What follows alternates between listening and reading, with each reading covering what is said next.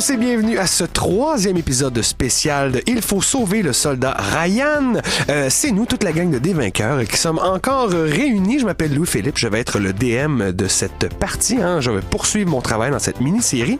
J'accueille avec moi aujourd'hui nos 3 joueurs des 2 premiers épisodes, c'est-à-dire M. Alexis Godet qui jouait Kip Frenette. Est-ce que ça va, Alexis?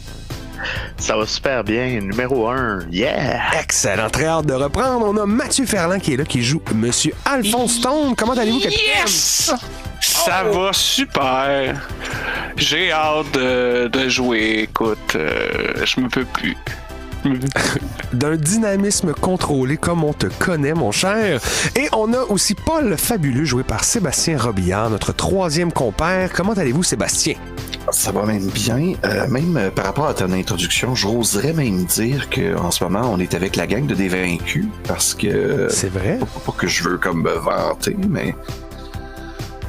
quand même 3 personnes de Dévaincus, ainsi que notre bon ami Mathieu qui nous joint.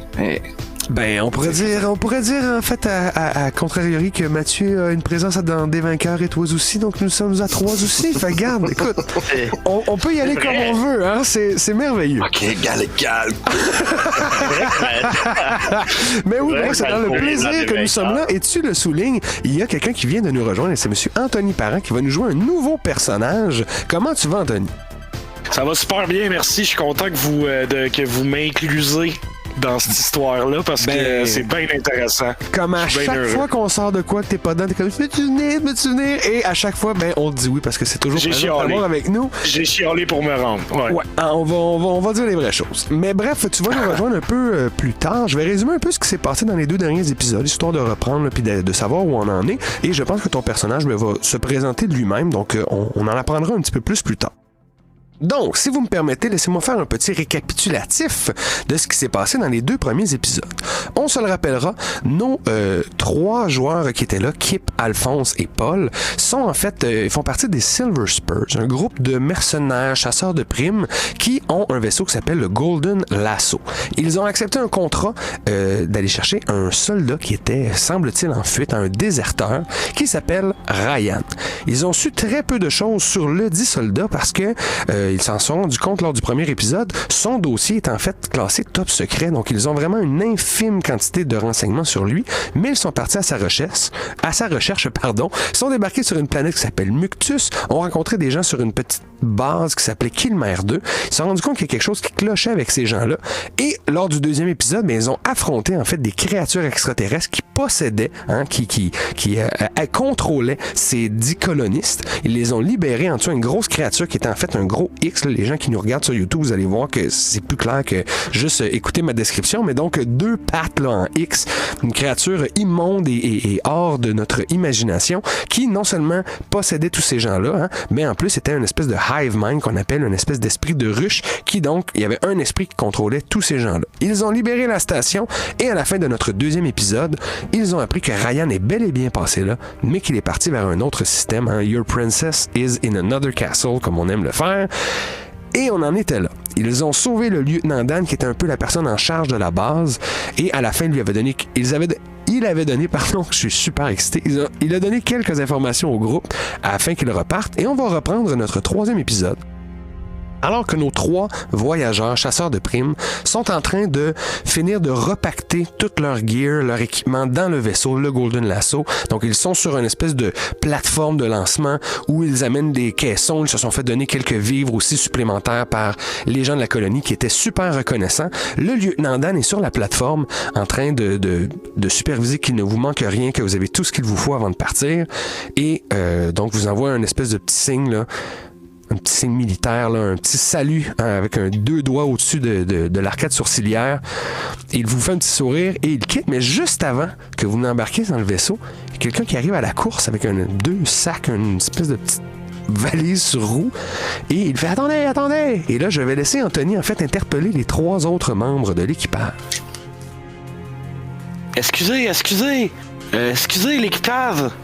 Est-ce que vous auriez de la place pour quelqu'un d'autre dans votre crew? On est toujours sur Killmer, là. Toujours sur Killmer 2, la planète Muctus. Vous n'êtes pas parti vers Yavot. Ce que vous voyez, c'est justement un monsieur avec une petite barbichette, un petit goatee, des cheveux un peu longs style hockeyeur, puis une belle chemise, une belle chemise vraiment bien repassée. Puis je m'appelle Pascal Lepelletier et ce que vous voyez, c'est que j'ai un petit bloc-notes dans ma poche, puis j'ai un petit crayon aussi qui dépasse de ma petite poche de chemise. Puis quand j'arrive, je dis Hey, est-ce qu'il reste de la place sur votre équipage? J'aimerais beaucoup faire partie de votre gang. J'ai-tu l'air d'un chauffeur de taxi? Ah, Kip Frenette. Ah, ça, là, Non, j'ai mais entendu. c'est quoi l'affaire? J'ai beaucoup entendu parler de vous, Monsieur Frenette. Vous savez, avec tous les travaux que j'ai faits sur l'interstellaire, je suis moi-même journaliste interstellaire. J'ai beaucoup appris sur votre équipage, puis je sais qu'en ce moment, vous brassez des grosses choses. Et by the way, Paul Fabuleux, c'est vraiment spécial de vous voir en vrai. C'est vrai que vous êtes flamboyant. Bon, tu savais pas déjà qu'on parlait de moi. Intéressant. Ah oui, j'ai déjà fait un billet sur vous. Je pense que c'est une décision qui appartient au commandant Stone. Monsieur Stone? Écoutez, de quel genre d'entente parlons-nous là? Vous voulez faire partie de l'équipage ou vous voulez simplement être passager? Écoutez, c'est sûr que je sais que présentement vous êtes en train d'enquêter sur une disparition et moi, ma spécialité, c'est les extraterrestres. Moi, je m'intéresse beaucoup aux extraterrestres, puis je sais que vous en avez rencontré quelques-uns. Et pour continuer mon travail, puis pour aller plus loin dans mes recherches, je pense que ça serait super intéressant que vous suive. Écoutez, nous avons une cabine qui pourrait vous accommoder. Je ne vois aucune opposition à ce que vous nous joigniez pour le restant de notre voyage. Ah, puis je suis vraiment pas demandant, moi, là, un petit placard, puis 2-3 verres d'eau, puis c'est parfait, là. Non, voyons. Vous êtes à bord du Golden Lasso. Nous avons toutes les commodités pour que votre voyage soit confortable. Oui, tu peux avoir un verre de lait, là, pas juste de l'eau. On a C'est de ce l'eau. qu'il demande, capitaine. On peut respecter ses demandes. Oui, tout à fait. Et je crois être une super addition à votre équipe parce que je suis très intelligent, je suis très studieux et je prends beaucoup de notes avec mon bloc-notes. Puis mon bloc-notes, dans le fond, c'est comme une tablette. Puis j'ai un crayon très Star Trek-esque qui est un crayon laser, en fait. Fait que j'écris mes notes avec un crayon laser. Ah, comme, t'as pas besoin de toucher ton pad. Non, tu exact. Tu pointes à C'est distance. juste ça. Exact. Wow. Puis j'écris en ouais. Excellent. Ben dans ce cas-là, tu sais ça, t'as pas beaucoup de choses et comme le capitaine Stone l'a mentionné, il y a une cabine qui peut t'accueillir. Il y a effectivement de la place sur le Golden Lasso. Donc tu prends place, vous vous installez, vous préparez à décoller et entrez donc à la destination de Yavot, qui est quand même ça va être un long voyage. Ça va passer vite parce que, évidemment, on est dans notre épisode, on passera pas tant de temps dans la cabine. Sinon, que de dire que vous allez pouvoir avoir quelques jours pour faire connaissance avec le personnage d'Anthony, Monsieur Lepelletier. Vous allez pouvoir donc vous acclimater, pouvoir jaser un petit peu de ce qui se passe aussi dans la région de Yavot, parce que je l'ai mentionné lors du dernier épisode, c'est une zone à la frontière des mondes connus. Donc, ça brasse, vous avez très peu de nouvelles de ce système-là. Et je peux déjà vous parler en fait de ce que vous allez trouver là-bas parce que le système est répertorié quand même. Donc, vous pouvez vous attendre à un système dans lequel il y a 4 planètes. Donc, une planète qui a plusieurs lunes, il y en a 6. Et il y a surtout un grand champ d'astéroïdes. Donc, Kip, Frenette, avant d'arriver, tu sais que lorsque vous allez sortir de l'hyperespace, il va falloir que tu sortes tes talents parce que pour vous déplacer dans ce système solaire-là, c'est plus compliqué en fait qu'ailleurs dans un système où il n'y aurait pas autant de ceintures d'astéroïdes. Il y a vraiment beaucoup d'obstacles, donc ça va gêner un petit peu votre conduite puis votre navigation dans le système. Et voilà, donc à moins que vous ayez quelque chose que vous voulez me mentionner, que vous voulez faire pendant ces quelques jours, on va arriver. Oh, vas-y. Moi, étant donné que je suis très, tu sais, j'aime ça m'informer sur les endroits puis les systèmes solaires puis ces trucs-là. Est-ce que je pourrais peut-être faire un espèce de, je sais pas, un jet de brains peut-être pour savoir quelle sorte de personnes habitent là-bas ou tu sais s'il y a comme des tribus ou des communautés là-bas que dont je pourrais avoir. Je vais faire un jet de recherche sur l'hyperweb. Hein? Donc, cet Internet qui va au-delà de l'espace, là, grâce à la singularité. Je vous expliquerai pas tout comment ça marche, non, hein? Mais ça marche. Donc, l'hyperweb... Tu peux faire un jet de brains, effectivement. Brains, parfait. Et là. Alors, j'ai pogné déjà un 6 sur mon Ghost Die, ouais. Puis ça me donne sinon 2, 5, 8. 8. Et bon. OK, ben, ce qui est cool, c'est que justement ton Ghost Die fait que tu vas réaliser l'échec que tu as fait. Lorsque tu fais ta recherche, tu as un dossier qui t'apparaît, mais tu as aussi un icône que tu reconnais dans le bas, qui est comme une espèce de bouclier avec un top de cadenas. Et tu vois que c'est une information qui est restreinte et que non seulement ça, cette icône-là, t'es quelqu'un qui a fait énormément de recherches étant journaliste. Tu sais que tu vas soit avoir un appel bientôt ou ça va être en tout cas su de quelqu'un parce que ce symbole-là apparaît quand c'est des dossiers que les gens veulent savoir qui veut l'information. Je sais pas si tu comprends ce que je veux dire. Ouais, genre une espèce de dossier qui envoie une alarme à quelqu'un que, hey, il y a quelqu'un qui a cherché ça. Qui a essayé de... Et l'information que tu as, c'est que tu as les informations officielles, en fait. Donc, c'est très bref. C'est un système à 4 planètes. Il y avait il y a des formes aliens qui ont été trouvées puis qui ont été neutralisées. Puis là, présentement, les humains sont en train de s'installer sur un endroit pour... il y a une planète genre volcanique. Ils puisent des ressources de cet endroit-là. Des métaux précieux parce que c'est une planète où il y en a beaucoup, beaucoup. Puis c'est ça que tu as comme information. Ça serait des colonies de mines?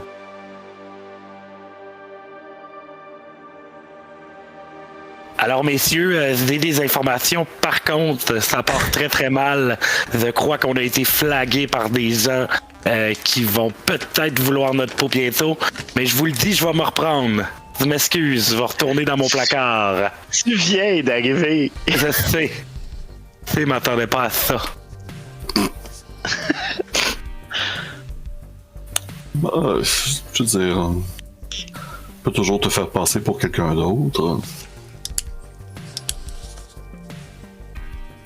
Petit coup de maquillage, il me semble que ça te ferait du bien. On verra rendu là. OK. En plus, il n'y a pas d'urgence parce que ces recherches-là se passent pendant votre voyage. Et comme je l'ai dit tantôt, ça prend plusieurs jours. Puis vous finissez par arriver dans le système de Yava. Donc vous avez ces informations-là, qu'il y a des gens qui vont peut-être être au courant de votre présence et que le champ d'astéroïdes est assez intense. Et Kip Frenette, je te demandais déjà de te préparer parce que vous allez débarquer dans le système de Yavot et vous voyez donc le soleil central qui est une espèce de soleil rouge, donc un peu plus tard dans sa vie. Il est en train de tourner au rouge en fait et il y a 4 planètes autour. Les planètes, je peux vous donner leur nom. Il y a tout d'abord Icar, il y a Achéron, il y a Oreste et il y a Prométhée. Prométhée est la planète qui a 6 lunes. J'ai fait ça simple, c'est les 6 premières lettres de l'alphabet grec, donc alpha, bêta, gamma, delta, epsilon et zeta. Ouais, un nom assez d'inspiration grecque. L'habitude, c'est monsieur Stone a l'habitude de faire un scan aussi quand il arrive. Je sais pas si tu vas vouloir faire ça aussi. J'ai envie de scanner pour voir avant de prendre une direction. Quelle planète a des formes de vie, ouais. Yes. Puis je vais demander à Kip Frenette ça de faire un premier jet de pilotage, juste pour voir si en arrivant, tu es capable de mettre le vaisseau dans une orbite où il n'est pas sur une trajectoire d'astéroïde. Parce que aussitôt que tu débarques, tu vois qu'il y a plein d'objets. Là. Ça remplit ton écran. Il y a plein d'objets célestes qui se promènent à différentes vitesses. Donc, il va falloir que tu places le vaisseau pour être sûr d'être sur aucune trajectoire. Je m'en vais dans le cockpit avec Kip, puis je commence à y faire comme un bon massage relaxant, genre. Qu'il soit détendu pendant que je passe au travers du champ Tu peux astéroïde. te rajouter, Avec un peu d'aide morale, genre vas-y Kip. Tu l'as, c'est dans la poche Kip. En fait, Fait que j'ai roulé mes 5d6 de pilotage. Et j'ai un ça va être 3, 15. un 4, un 5, un 3 et un 1. Pour un total de 16. 16, c'est ça. Ça prenait 15 pour manœuvrer sans percuter quoi que ce soit. Donc, de justesse, c'est ça. Tu sens que malgré une chance que tu as eu le massage de Paul parce que tu étais bien stressé, puis tu sens qu'il y a plein de manœuvres que tu aurais pu faire qui t'auraient fait percuter de quoi, mais étant juste assez détendu aux aguets, tu arrives à placer le vaisseau sur une espèce de courbe où tu es entre deux passages d'astéroïdes, puis vous allez être safe en tout cas pendant quelques minutes au moins avant de devoir replacer le vaisseau. Ça aurait été bad qu'on perde le vaisseau tout de suite. Ben, ou que vous soyez obligé de vous poser en catastrophe, hein, imagine, ça peut arriver ça aussi. Donc, Alphonse Stone, t'as fait un scan pendant ce temps-là? Ouais, je vais rouler ça. J'ai mis 2 X-Points. 2 points de pour le Higgs. kick of it. Ouais, pour les gens qui se seraient joints à nous au 3e épisode, ben bienvenue. Et oui, dans ce système-là de jeu qu'on a créé, le Starbuster, inspiré de Ghostbuster, il y a des points spéciaux qu'on peut dépenser qui sont nos points de vitalité, mais qui nous permettent donc d'avoir des dés de plus sur nos jets. Qu'est-ce que t'as roulé? 25. 25. Oh boy. Ça, c'est un magnifique jet. Et Alphonse, tu vas avoir plein d'informations en fait qui n'étaient pas dans les registres. Tu vas voir que tout d'abord, autour de la planète Promethea, il y a un vaisseau qui est en orbite. Le vaisseau s'appelle le Pasternak. C'est un vaisseau militaire de guerre. Donc, assez intense comme présence ici. Vous aviez croisé le Kundera, qui est un vaisseau militaire aussi, mais qui était beaucoup plus modeste, un croiseur genre léger. Là, vous avez affaire à l'équivalent là, d'un porte-avions. Destroyer. Exactement, Okay. un destructeur. Un destructeur. Une grosse patente. Il y a ça. Et surtout, ton scan... étonnamment, il n'y a comme pas d'interférence. Tu as genre un excellent retour sur tous les objets. Vous étiez en plus à une place où tu as pu toucher tous les objets autour de toi, toutes les planètes. Tu vois qu'il y a 3 des planètes qui sont complètement inhabitées, dont la planète volcanique dont je vous ai parlé qui s'appelle Acheron. Tu vois... C'est la planète minière. Ouais, la planète minière. Non, il n'y a pas l'air d'avoir de vie vraiment autour.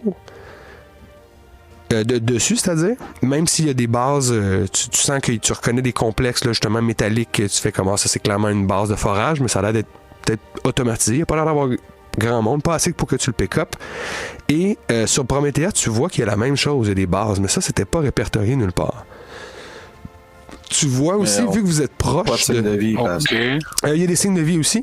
Et sur la lune Zeta, la 6e lune, tu perçois aussi un petit glimpse de vie. Même si c'est comme une planète glacée, une lune glacée, t'es comme « Ah, c'est bizarre, j'ai un écho là-dessus aussi. Weird. » Ça doit être des extraterrestres. Des quoi? Des quoi? Est-ce que j'ai entendu des extraterrestres? Ouais. Ah, ça... Quelle bonne décision de venir avec vous. C'est Pas peut-être des ta sœur. extraterrestres. Pas des extraterrestres blastés. C'est peut-être ma soeur, effectivement. Voyons donc. Voyons, qu'est-ce qui se passe? Est-ce que vous voulez vous mettre en direction d'un de ces endroits-là? Ou est-ce que... En fait, non, même pas. Vous n'aurez pas tellement la chance parce que, vu que vous avez été flagué par la recherche de Monsieur Lepelletier, ça prend pas 2 minutes que vous recevez une espèce de communication qui rentre. Billy, Billy, Billy, Billy. On va répondre, I guess. Golden Lasso. Ici le général Frontenac, commandant du Pasternak. Nous avons été avisés de votre présence et de votre arrivée dans le système. Veuillez aller à ces coordonnées. Il nous fera plaisir de vous accueillir à bord.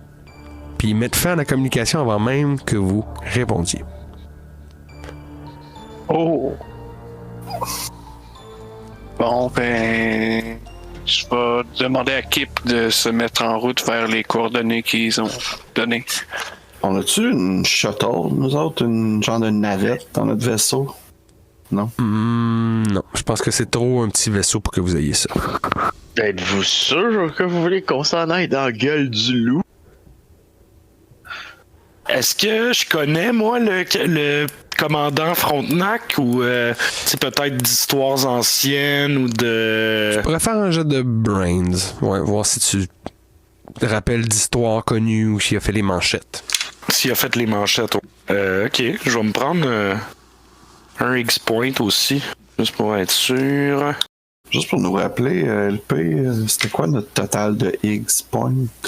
Vous en aviez 20 au Je départ, regarde ma fiche. puis je On vous en ai avait redonné combien, 5 à la fin du dernier épisode. Combien t'avais dit au départ? 20. 20, vous en avez redonné 5.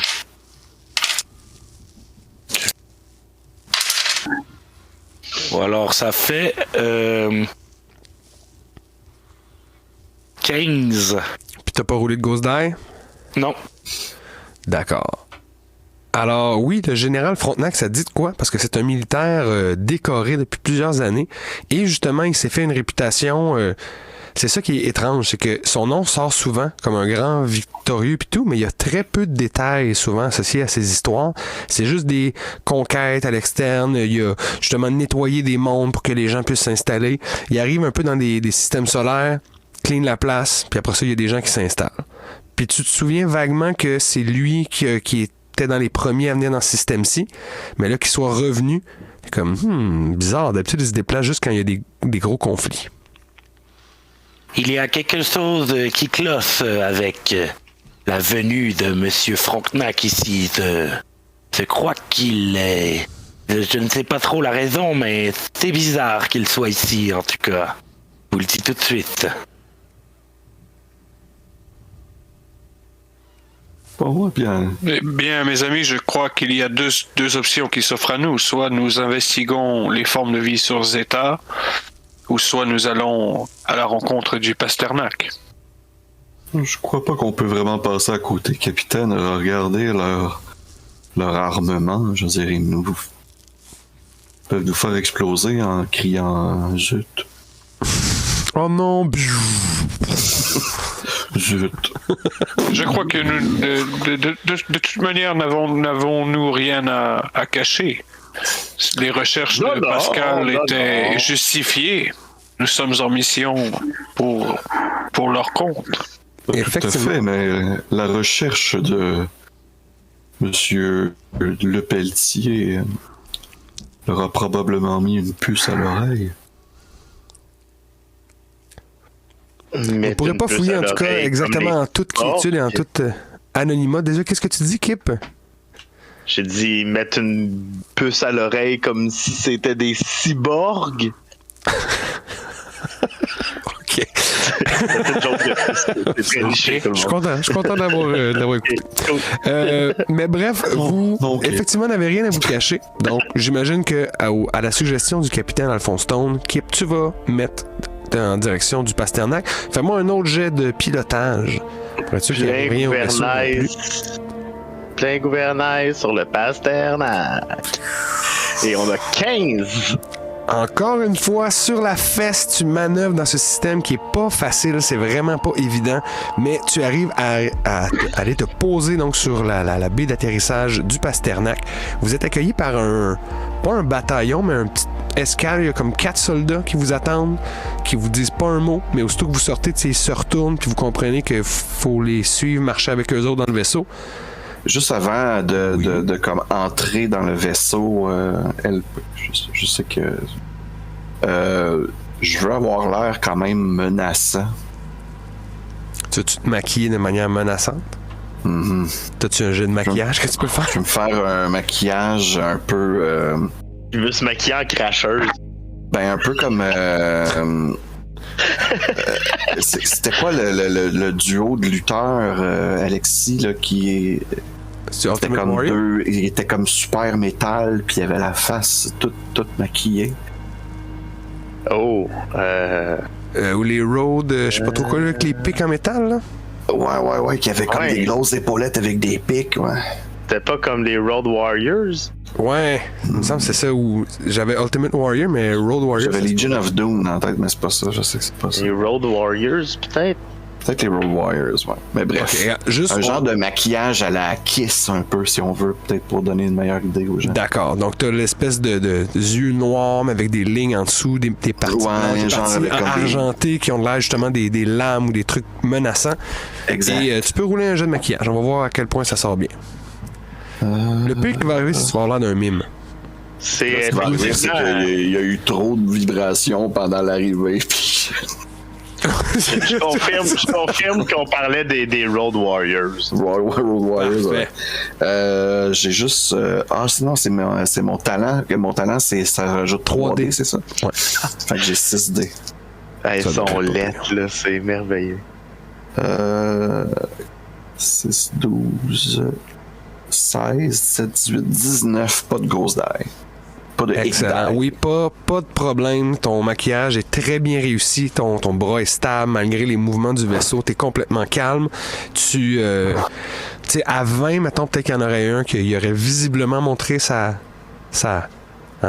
peur, mais il te regarde, reste tout sérieux, mais toi, tu sais que t'es menaçant. Il y a quelque chose d'étrange. Surtout que vous êtes 4 humains, puis il y en a un qui est maquillé dans la gang. C'est pas commun. Fait que ça fait la job. Vous voyagez donc dans le vaisseau et arrivez sur le pont de commandement où le général vous accueille en vous demandant de vous présenter. Il est assez sec, pas très cordial comme bonhomme. Donc, le capitaine Alphonse Stone, qu'est-ce que vous faites dans le système de Yabot? Nous sommes à la recherche d'un soldat qui aurait défecté, le soldat Ryan. Il appartient à l'équipage du Kundera. Est-ce que vous avez une preuve de ce que vous avancez? On a-tu des papiers? Ouh, Je vous demande au avez DM. clairement un avis de recherche, puis vous avez Ouais, votre contrat que tu peux lui montrer. Je vais lui montrer les papiers d'abord. Oui, la capitaine Taillefer. Eh bien, je vous souhaite la bonne chance, mais vous ne trouverez certainement pas de Ryan ici. Ce système a été maîtrisé récemment par mes troupes et moi. Je pense que si le soldat Ryan y était, nous l'aurions déjà trouvé. Par contre, vous avez n'avez des pas eu ordres, sentez-vous libre d'aller explorer la planète Acheron. Elle est habitée? Pas présentement. C'est une planète minière, non? Oui, elle a dû être évacuée lors de notre intervention. Présentement, tous les systèmes sont sur le mode automatique. OK. Très bientôt, les gens vont pouvoir redescendre, cela dit. Nous avions plutôt l'intention de nous diriger vers Zeta. Voyez-vous un inconvénient? Fait non. Pourquoi voudriez-vous aller sur cette planète glaciale? Sait-on jamais? Bonjour, je suis Pascal Le Pelletier. Bonjour, commandant. Nous avons cru comprendre qu'il y aurait probablement des signes de vie sur la planète Zeta. Êtes-vous au courant de cela? Moi, Non, je l'ignorais. Puis là, tu vois qu'il regarde un de ses lieutenants. Il baisse comme la tête, il fait un petit signe, puis le lieutenant tourne les talons, puis s'en va sur un autre deck. Mais je vous remercie de l'avoir porté à notre attention. Comme je vous le dis, nous sommes en train de pacifier ce système. Il y a eu du grabuge récemment et ce pourrait en fait que votre voyage vers Zeta Je suis, non, au contraire, tout à fait ravi de la nouvelle que vous m'avez amenée. Vous pouvez faire tout un jet de moves dans ce cas-là, voir comment vous percevez son attitude. c'est move ou cool? Ouais, peut-être plus cool. Cool, c'est plus dans le charisme et les interactions sociales. Vous avez bien raison. Je sais pas si j'ai passé l'occasion LP, mais moi je pourrais juste faire comme je dois retourner au vaisseau, capitaine, et suivre le dude qui est parti sur un autre deck. Ouais, fais un jet de moves. Non, de cool, toi aussi, pour voir si tu arrives à le faire passer sans que ça ait l'air saugrenu. Si je me souviens bien, là, on peut utiliser des points d'X pour se Toujours. rajouter des Bien sûr, points, bien hein. sûr. Ça, je pensais. Moi, j'ai eu 2. T'as eu 2 au total? J'ai eu 2 total. Oh boy. Moi J'ai un dé de cool, j'ai roulé un Star Die. J'ai 3 dés, j'ai roulé 6, 6 et 5. Donc, Moi, 17, mais j'ai un Star Die. Un Ig Dice. Moi, j'ai 19. 4, 4, 4, 2, 5. OK. Donc, ce qui se passe, tout d'abord, Paul Fabuleux, quand tu dis ça, que tu vas partir, le général fait comme Commodore, raccompagnez M. Fabuleux. Je ne voudrais pas qu'il s'égare dans notre grand vaisseau. Fait qu'il va te mettre quelqu'un qui va te suivre. On pourra voir après ça si t'arrives à le semer ou après ça repartir du vaisseau, ce que tu fais, mais il te laisse sortir de la pièce. Fait que, there you go. Les 3 autres, les 2 qui ont eu des Star Die, donc le Ghost Die est apparu comme un positif et c'est un échec. Vous êtes un peu intimidé par le général, il est super en contrôle, il est crissement à sa place, c'est un général de vraiment longtemps en plus. Monsieur Lepelletier, tu le sais que c'est un général décoré. Il y a c'est quelqu'un d'éminent là, dans l'Empire des mondes connus, fait il run son affaire, puis vous êtes un petit peu justement pris au jeu de son charisme à lui, puis de son espèce d'autorité naturelle. Vous arrivez pas à saisir qu'est-ce qui se passe, mais vous prenez dans le fond tout ce qu'il vous dit pour du cash. Fait quand il vous dit qu'il est vraiment content d'avoir l'info, vous faites comme ah, ok, il le savait pas. Kip, qui a eu 19, toi aussi t'as eu un Star Die? Non. Non, pas de Star Die. Hein. Toi, ce que tu sens, c'est que toi, tu comprends ce qui se passe. Tu vois l'interaction aller, t'avais pas parlé, puis tu fais ah, c'est Colin. Genre, il cherche du monde. C'est pas vrai que c'est fini. Il dit que c'est pacifié, mais it's ongoing, puis là, vous venez d'y dire de quoi, là. Vous venez d'y donner l'information, tu fais comme ah, shit. On sera genre. Là, c'est peut-être une course contre la montre, en fait. C'est-tu vous qui allez arriver en premier ou c'est eux? C'était pas un bon move. Là, il serait le temps de dire merci, puis on va aller faire nos affaires, puis le plus vite possible. OK. Yeah. Je vais prendre la parole juste pour amener mes comparses avec moi. OK, vas-y. Comme avoir un genre de caucus, puis je vais juste dire... Mais merci. Ben, on est content de vous amener l'information, mais là, tu sais, on va aller vaquer à nos occupations et aller explorer les endroits pour sauver le soldat Ryan, hein, les gars, hein? Oui. OK. Le Pelletier, ouais, le soldat Ryan peut être. Oui. Ah non, mais c'est donc, ça, j'avais peut-être des questions, mais c'est beau. Kip, OK. Non, ramasse ça, par les beau. coudes. Pop, oui, c'est ça. Puis vous y allez, vous mettez en route vers le Golden Lasso, là, le plus vite possible. Ouais, et puis là, je leur dis, non, mais ça il manque. Il essaie d'y aller vers avant de sortir. C'est une course. Ah, OK. Yeah. OK. Paul, Fabuleux, toi, t'étais sorti un petit peu avant. Est-ce que t'as essayé de semer le doute derrière toi? Est-ce que t'as attendu d'être au vaisseau?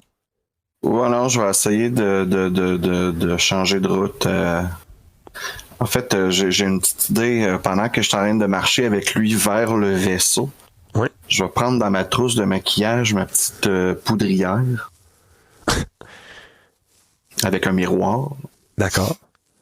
Puis à un moment donné, je vais juste m'arrêter sec, puis je le regarde. Puis il est en avant de moi ou il est en arrière de moi? Il est en avant de moi. Il est un petit peu en arrière de toi.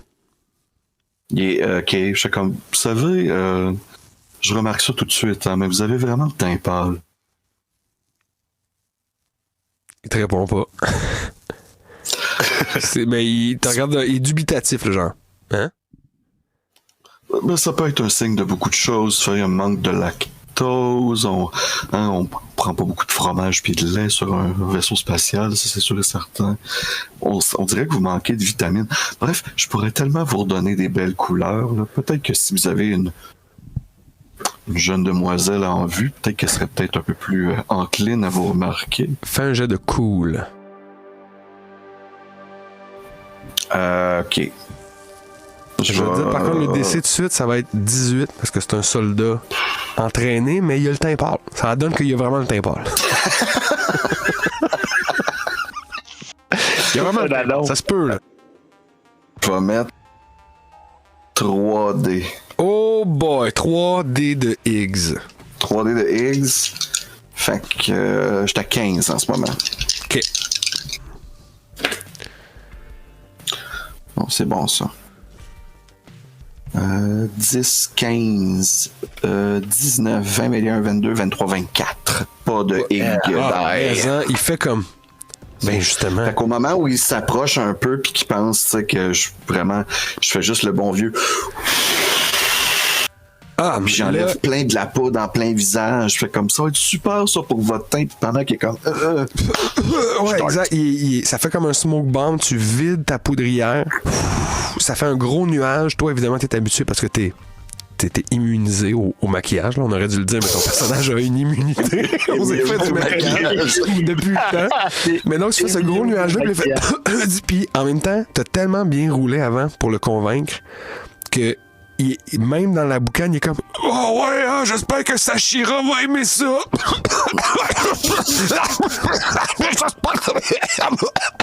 Puis il te laisse partir. Cool. Donc, si tu veux, j'essaie d'aller rattraper le lieutenant. Ouais, exact. OK, là, il a pris une petite longueur d'avance, mais je vais te laisser rouler un jet de moves dans ce cas-ci pour essayer de le spot, le traquer. Genre. OK. 1, 2, 3, 4. 1, 2, 3, 4, 5 et j'ai 5 dés. C'est mon move normal, je rajoute rien. OK, parfait. Oh, 12, 16, 17, 18, 19. Puis mon Ghost Die, c'est un 1, donc c'est correct. Oh, parfait. 19. Ben, tu spots des sons de bottes. Tu tournes les corridors, tu te rapproches du vaisseau, puis tu entends des sons de bottes de quelqu'un qui arrive dans une pièce, puis ça fait tch, donc une porte qui se referme derrière lui. Tu fais, oh, il y a quelqu'un qui vient d'entrer là, fait que tu t'avances à pas de loup. Tu remarques que c'est la salle des scans. Est-ce que la porte est complètement métallique, c'est-à-dire je peux pas voir de l'autre côté? Non, il y a deux espèces de vitres Ouais, c'est pas un hublot rond ni carré, là, c'est deux espèces de fentes, ça fait très science-fiction. Quand je regarde dans la pièce, est-ce qu'il a l'air seul ou il y a d'autres mondes? Non, il y a plein d'autres mondes, puis en fait, quand il est rentré, tu vois qu'il y a des gens qui se sont levés, qui sont au garde à vous. Il est en train de parler, il pointe des ordinateurs, nanana, il y a deux personnes qui se remettent sur des chaises, qui s'en vont pitonner. Puis, de ce que tu vois sur les écrans, tu vois comme la Lune apparaître, puis des espèces de scans par région, puis ils sont en train de commencer un scan de la Lune.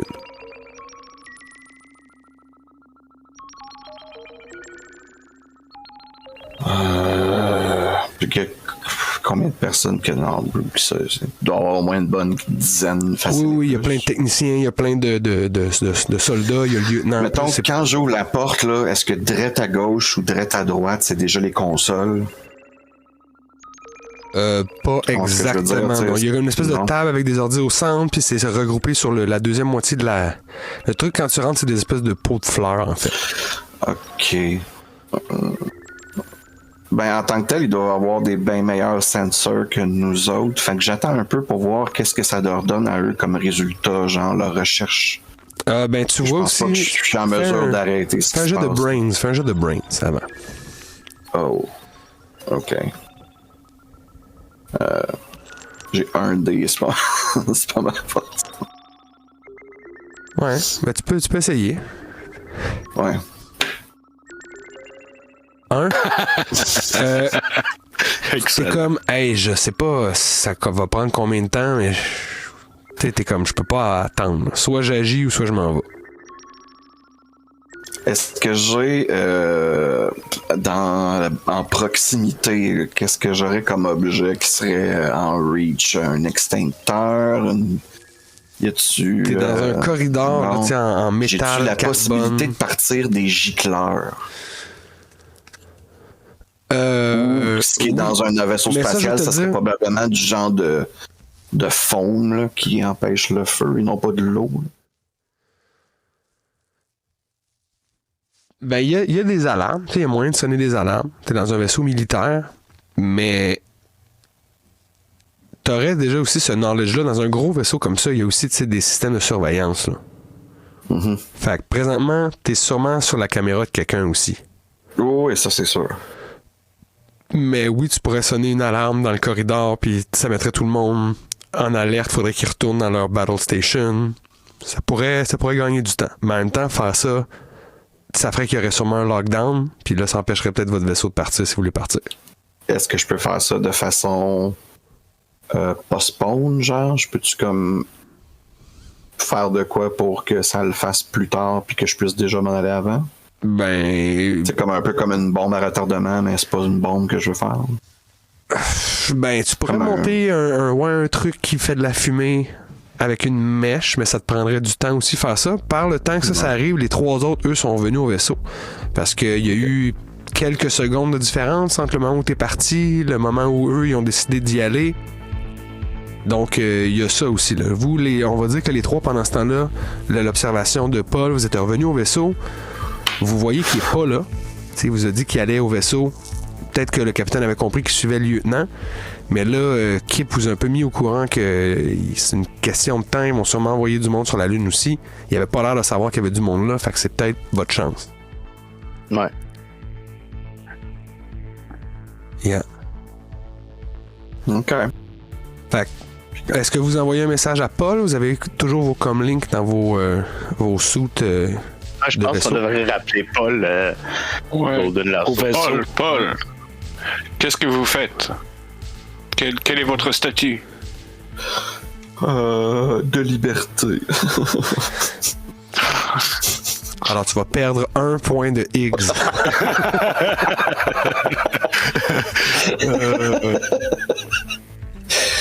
Oh, dommage. Statue d'amour et de liberté. Je suis à côté de la salle des radars, capitaine. Ils sont en train de faire une recherche plutôt exhaustive. Ils n'avaient vraiment pas l'air d'être au courant de notre information, ça, je peux le confirmer. Oui, je crois que c'est un petit faux pas que nous avons eu de la part de Pascal. J'aurais J'essaie peut-être de dû tenir ça lent, penser mais... à un moyen de les ralentir ou de nous donner une petite avance, mais mes moyens semblent restreints ici. Je ne sais pas trop quoi faire. Écoutez, revenez au vaisseau et nous tâcherons de les battre de vitesse. Nous avons quand même le meilleur pilote de la galaxie. D'accord. Donc, Je reviens. Paul, tu te remets en chemin. Tu entends dans le corridor le soldat qui t'accompagnait qui fait comme Monsieur Fabuleux! Monsieur Fabuleux! Puis là, t'es comme ah, si, j'espère que je vais pas me faire pogner ou whatever. Aussitôt qu'il tourne le coin, il te retourne tout grand sourire, tout maquillé, puis comme est-ce que ça le fait? Est-ce que je suis moins pâle? Magnifique. T'avais D'ailleurs, tellement scoré tantôt avec ton jet de couille, il est encore là-dedans. Gardez ça un peu plus bas, mon cher, mais Sashira est juste au bout du corridor. Non. On va tourner le coin d'ici Il quelques te laisse pas instants. finir. Il court. Sashira! J'ai les couleurs! Il part, il te laisse aller vers le vaisseau. Tu rejoins donc le Golden Lasso. La porte se ferme. Vous avez l'autorisation de partir. Seule affaire qui va se passer avant que vous décolliez. Derrière vous, arrivant sur le... Juste pour faire ça bien dramatique, le général Frontenac est sur la plateforme, il vous regarde décoller. Fait que si vous regardez par le hublot, vous le voyez qui lève la tête, suit votre vaisseau des yeux. Pam, pam, pam, pam, pam, pam. Je sais pas pourquoi j'ai chanté ça. En tout cas, fait qu'il s'en va. Vous décollez. Donc, vous dirigez à toute vitesse vers la lune Zeta de la planète Promethea. Vous pouvez, Kip, s'il vous plaît, faire un jet de pilotage. Là, par contre, vu qu'il y a de la vitesse, Absolument. que vous essayez d'arriver le plus vite possible et surtout le plus proche du bip que vous avez eu sur le radar initialement, je t'ai demandé de faire donc un jet de pilotage, mais ça va être 18 aussi. La difficulté. OK. Donc, on a payé 23, 2 Star Die. C'est impossible d'avoir 2 Star Die. 2 Star Die. Ah, non, excuse-moi. 23, 2, 4, 5, 6, 6. Voilà. Mais t'as un Star Die là-dessus? Oui, D'accord. un Star Die. excuse-moi. 26, ce qui est cool, c'est que tu vas te rendre assez proche de l'endroit où vous avez perçu comme un signal. Tu sèmes assez... Il n'y a pas personne qui part du vaisseau d'où vous êtes. Clairement, comme Paul vous l'a dit, ils vont faire un scan d'abord, être sûr d'où ils s'en vont, pas perdre du temps. Vous allez à toute vitesse, puis en faisant ton approche vers la planète, tu calcules l'angle pour que ça rentre sans qu'il y ait trop de friction, sauf que là, tu arrêtes de regarder les astéroïdes. Il y a un astéroïde qui pogne le top de votre vaisseau. Et ce que ça détruit, en fait, c'est votre antenne de radar, de scan. Donc, vous êtes un peu à l'aveuglette. Ça vient de brûler ça. Ça se répare, mais clairement, là, vous n'avez pas cette option-là immédiatement. Donc, vous rentrez dans l'atmosphère. C'est super chaud à cause de la friction. Il y a quand même beaucoup d'oxygène sur cette planète-là. Mais, comme je vous ai dit, c'est tout glacé. Donc, vous vous approchez et il y a une immense croûte de glace. Sauf que, en faisant ta descente, vous êtes quand même dans la partie qui est illuminée de la Lune. Pardon. Et tu remarques qu'il y a un endroit où il y a l'air d'avoir une espèce de caverne, puis t'as l'impression de voir comme une... T'es très très haut, là, tu rentres dans l'atmosphère, t'as l'impression que t'as quand même un petit truc rougeâtre qui, rapidement, par contre, disparaît. C'est bizarre, c'est comme s'il y avait eu une flamme. Et tu vas atterrir près de cette grosse crevasse-là, donc vous posez à côté de ce qui est justement là, de proche, c'est une immense crevasse dans le sol qui a l'air de s'enfoncer sur plusieurs kilomètres. Mais là, vous êtes à l'intérieur du vaisseau. J'imagine que vous mettez vos battle suits, tout le monde, ou en tout cas vos suits pour sortir à l'extérieur. Ça va donc vous pressuriser, vous garder aussi à la chaleur. Parce qu'à l'extérieur, présentement, même si c'est illuminé, c'est pas encore la nuit, il fait moins 70 degrés Celsius. Donc, c'est déjà pas mal. Prévoyez aussi peut-être faire pipi avant de sortir parce que c'est pas pratique enlever son suit. Faire pipi à moins 70. Mettez-vous une petite laine, hein, les amis, c'est pas très chaud. À ce que je vois sur le thermomètre du vaisseau, on est à moins 70. Ça, pas besoin d'être journaliste pour savoir que c'est fret en tabarouette. Quand même spécial parce que à voir comment qu'on est dans le futur et tout, on aurait pensé qu'avec les années, il aurait trouvé un moyen de juste, se débarrasser de l'urine, puis qu'on puisse faire ça dans nos... Tu sais, ils le font dans le film Dune, qui a été sorti comme tellement d'années. Et pourtant, oui, mais dans le timeline, on était encore avant, puis il y avait d'autres priorités dans le troisième lien. Je suis désolé, la société a choisi autre chose. Parfait. Mais trêve de plaisanterie, non, vous êtes... Je faisais des farces aussi avec l'urine, c'est pas tellement un enjeu. Mais vous pouvez donc vous équiper et sortir. Vous êtes donc sur cette planète à côté de la crevasse. Est-ce que vous avez un plan de match? Est-ce que vous voulez...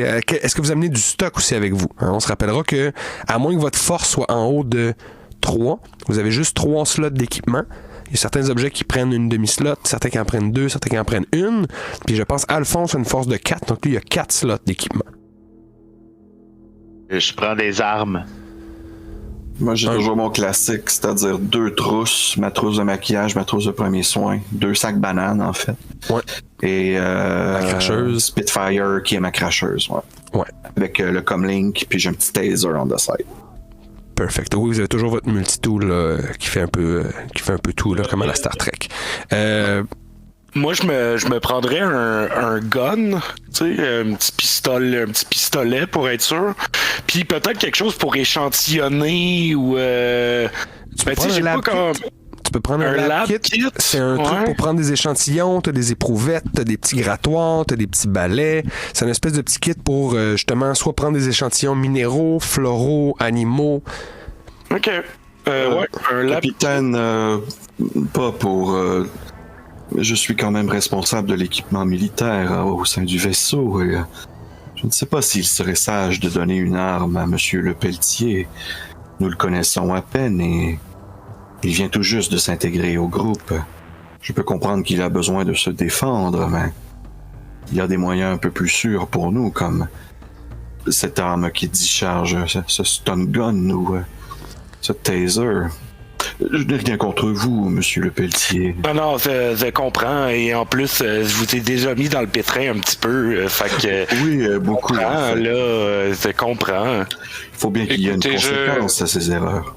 Je vais vous dire ce qu'on va faire. Je vais prendre le pistolet de Monsieur Le Pelletier, puisque j'ai plus de slots que vous autres. Et si tout tourne au vinaigre, je vous remettrai cette arme. D'accord, c'est très bien. sinon, est-ce que tu pars avec d'autres trucs, Monsieur Stone? Ouais, je vais prendre le Xenogun puis un medpack. Parfait. Donc oui, le Xenogun qui est une arme qui est faite pour attaquer les aliens. Les extraterrestres. Pas la même structure. Ben ça, tu vois, ça c'est une arme qu'on pourrait donner à Le Pelletier parce qu'on sait que contre nous, ça fait absolument rien, mais si tombe contre un non, ça fait quoi? Non, Non, ça fait du quoi, dommage. je pense? Oui, ça, c'est pas bon. En fait, sur un humain, c'est pire. C'est pire. OK. Ça, Ok.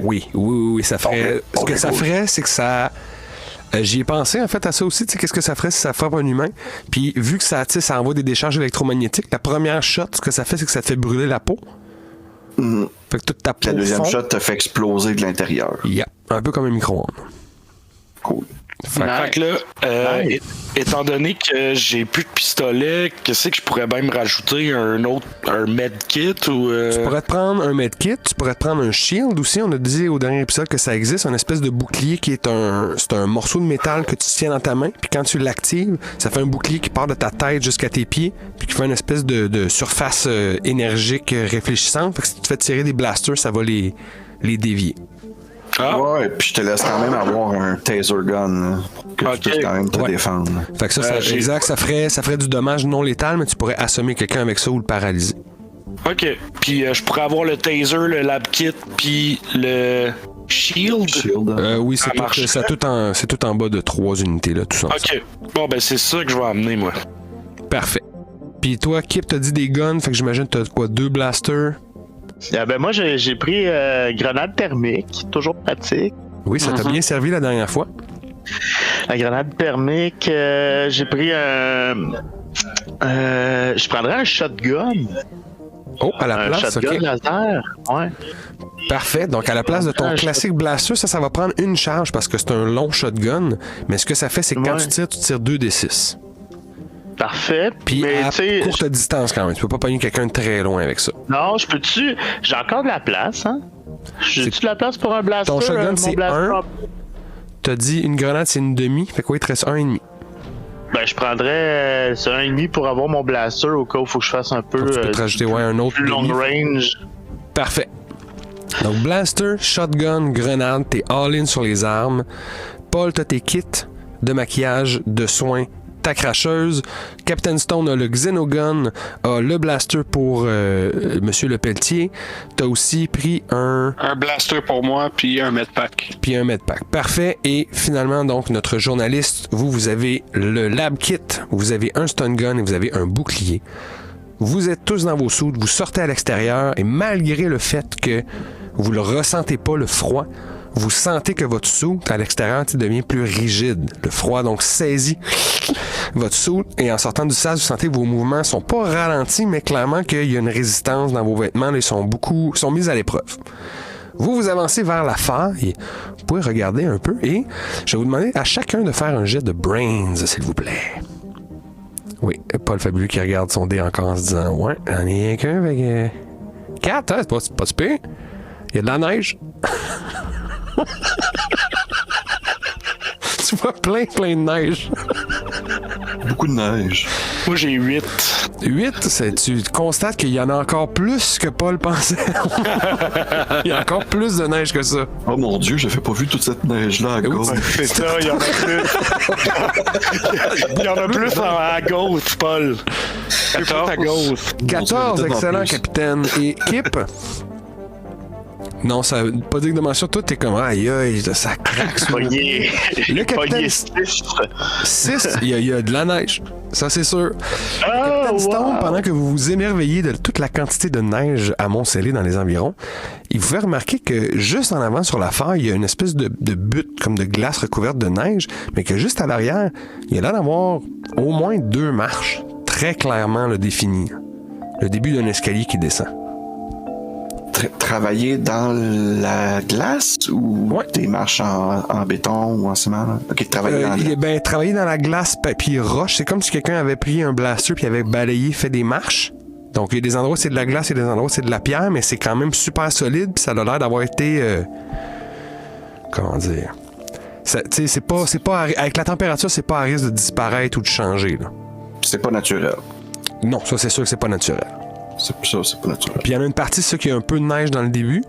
Et si vous vous avancez puis vous regardez plus loin, vous voyez qu'après ce petit amoncellement de neige-là, à part quelques endroits où il y a de la neige qui est tombée, il y a un escalier vraiment qui descend puis qui commence à faire des zigzags là, vers le fond de la crevasse. Est-ce que je peux regarder, voir si je vois des traces de pas ou quelque chose qui pourrait m'indiquer qu'il y a des gens qui sont passés par là récemment? Ouais, tu pourrais faire un jet de Brains ou de Moves, dépendamment. Ça va influencer les deux, c'est la même affaire. Ça serait Brains, en fait. Ouais, c'est ça. Puis je sortirais du lab kit, peut-être une petite lumière pour voir, genre une flashlight pour. Ouais, ou des petits gouttes de diode, mettre dans la neige, voir s'il n'y a pas une réaction à quelque chose d'autre que de l'eau. C'est un Ghost Die, fait que j'ai 3, 4, 5, 6. 6. Alright. Tu sais qu'est-ce qui va arriver? Tu vas pas le briser. Mais ton lab kit, tu le sors, tu rouvres la petite mallette, tu prends comme tes trucs, t'es dans le haut des escaliers, t'es comme attendez, je vais regarder, puis la mallette glisse. Puis elle tombe plus loin. Puis là, tu fais oh non, puis là, t'échappes ton échantillon, ça tombe à terre, c'est un peu gâché. Je peux-tu faire un move de contorsion? Parce que c'est ça mon truc. Fait Oui, que, pour essayer de la rattraper avant qu'elle tombe. Exact. Ouais, ça c'est mon Je vais te laisser le faire, ça va montrer aux autres c'est quoi ton talent. Ouais, fait que, je me twist un peu pour aller le chercher avec mon bout de doigt super loin parce que je suis très contorsionneux. Ouais, tu te pitches par en avant, tu te retiens juste par les orteils en allant chercher le bout de la valise avec ton doigt. Exact. Fait que j'ai 6 dés. Non, 7 dés. Ok. All you can dice. Yes. 9, 10, 11, 12. Et là, j'ai 12, 7, 19, 20, 24, 25. On va s'entendre pour dire que ça marche. Donc, tu t'étires, rattrapes ta valise, comme un accordéon qui s'étire et qui se ramène, tu ramènes ta valise en faisant fiouf. Mais ton échantillon, comme je t'ai dit avec ton échec du jet passé, t'as quand même perdu ton truc. T'es comme, ouf, ça a passé proche. Les sapés belles. Mon Dieu, monsieur le Pelletier, cette position me donne des idées. OK. Descendons, OK, tout le monde? Non, je parle d'une prise de lutte, là, inquiétez-vous pas. Ah. Mon Dieu, pourquoi le fameux Astral Wrestler. Ben oui. Ouais, parce que je suis un Astral Wrestler de renom. Mais à la suggestion de Monsieur Le Pelletier, vous descendez dans les marches.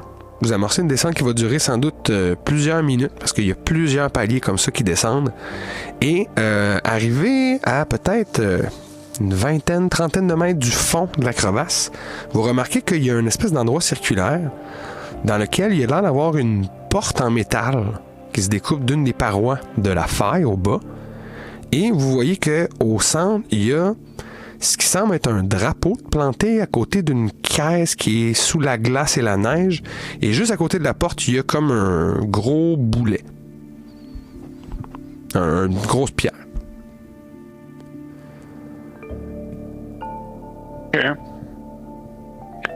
J'ai le goût d'aller investiguer la caisse. D'accord. À côté du drapeau, là, voir si je peux la déneiger puis l'ouvrir. Parfait. Tu peux faire un jet de...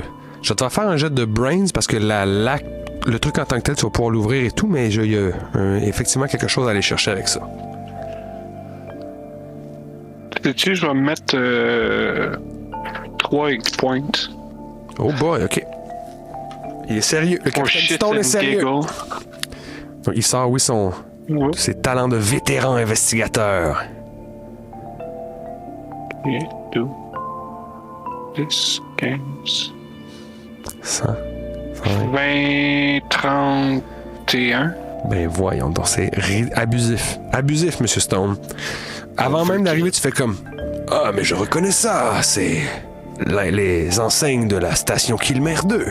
Nous sommes sur la piste du soldat Ryan, assurément. Et le drapeau est un drapeau qui était sur le vaisseau qui a volé, qui vous a été décrit un peu. Fait que vous reconnaissez ça, les emblèmes de la station Kilmer 2, et c'est quoi que dans la caisse? Des vivres, tu vois qu'il y a des vêtements. La caisse est déjà entamée, comme si quelqu'un avait déjà pris du matériel dedans, puis c'est comme des restes, en fait, qui sont là. Puis la caisse a l'air d'être là depuis un certain temps, vu qu'il y a de la neige et de la glace qui se sont accumulées dessus, mais ça n'a pas l'air d'être là depuis des années. Là. Donc, c'est comme assez récent. Le boulet, t'avais dit, c'est juste une grosse roche ou il y a quelque chose de plus à voir là? Il n'y a pas personne qui m'a posé la question sur le gros boulet, hein? Ben, moi, je t'en pose une, là. Ben, tu veux-tu l'inspecter? Fais un jet de brains. Brain? God in the bin. 2, c'est une grosse roche qui est à côté de la porte. Ben, je vais faire ce que je fais de mieux. Puis je vais la deadlift. Tu vas essayer de la lever? Ouais. Vas-y, essaye. Le deadlift, c'est mon talent spécial de move. De muscle. De muscle, pardon.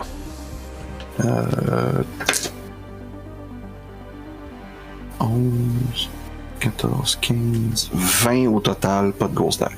20 au total, pas de grosse dague. Ben, c'est super bon. Tu lèves le boulet, sauf que en le levant, tu vas réaliser que c'est pas un boulet inanimé comme tu aurais pu te douter. Il se débat et finit par se relever sur lui-même. Tu te rends compte que le boulet, c'était en fait une créature qui était recroquevillée en boule et qui est complètement faite de pierre. Ouais, on peut dire ça, I guess, ouais. Et donc, il s'étend, donc tu arrives à le soulever, tu te rends compte qu'il est immensément pesant. C'est peut-être une des affaires les plus pesantes que tu as soulevées. Mais donc, il se déplie et il vous dit « Qu'est-ce que vous faites là? » Ok. Ok, yes, te voilà. Et Nice.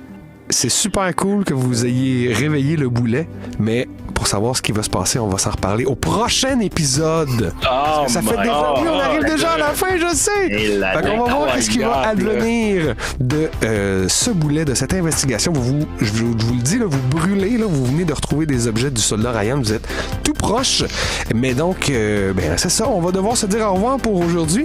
J'aimerais remercier Alexis, Mathieu, Sébastien et Tony. On brûle donc, on approche la fin de cette mini-série. J'espère que vous êtes encore avec nous, encore dans le suspense. Alors, ben, je vous souhaite la bonne fin de journée et puis on se dit à la prochaine. Et quoi que vous fassiez d'ici notre prochaine rencontre, rappelez-vous qu'on le fait avec... Ciao! Bye bye tout le monde! Merci, LP! Merci. Merci.